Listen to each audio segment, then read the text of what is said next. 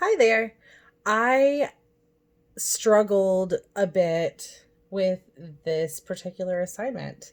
And then I realized that this is exactly something that I've already done. So I'm just going to describe something that I had in a program over the fall. Um, I did a program at a local library where it was basically age 5 to 6th grade. It was a huge age range. Luckily, it was mostly just first graders that came. So it was kind of in that, just a little older than the 4 to 6 that we were talking about for the assignment. But the assignment, I think, works well with, I would say ages 5 and up, because you can adapt it. So what it is, though, is it's the simplest thing, and I came up with it kind of on the fly in class because the kids were way above the level I had prepared for, and so I wanted to give them something challenging that was easy, I guess. Anyway, you'll see. Once everybody decided that they have absolutely already learned the things I was trying to teach them, I asked them, "Do you guys compose music?" And absolutely everybody said no. There's no way, we don't know how to do that. And I said, let's compose music today. And so we did. And what I did was I passed out blank paper for everybody, and I told them we're going to have 4 symbols. Each of the symbols will be attached to an instrument. We're going to write symbols and play the instruments that go with them. And I told them we have 4 symbols, and I let them pick which ones they are. They decided on an X, a triangle, a square, and a circle.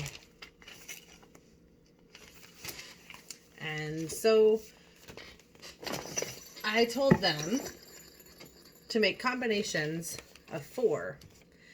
You have to put 4 of these in any row in any combination you want. And so I did an example for them of OOOX. And so for the next 5 minutes, which was amazing that they were able to sit still for 5 minutes. For the next 5 minutes, these fairly young first graders sat and just put together patterns of 4 different symbols. And as soon as we were done, I took out my trusty classroom instruments, and we assigned them to the different symbols. They all picked a symbol that they liked, and then they all picked an instrument to go with it. And so we did. We just played it just like a song, and we just counted 1, 2, 3, 4 a few times so they could understand that we were clapping on rhythm for the pulse. And then we just jumped in and started playing, and we did this almost every class, because after the first time, the fact that they were able to write music at that time on the first lesson, it just went over really well. So the exercise stayed, and we had so much fun with it. And the parents would come, and they would get, a sheet of just a bunch of symbols, and the kids would go home, and we sometimes would put like body movements, like snaps or taps or jumps or something, instead of the instruments, which was cool to get some movement. These kids were a little wild. But absolutely, I believe that classroom instruments, first of all, are super, super, super great to have. And I think a game that can get you playing instruments or moving your body is always fantastic.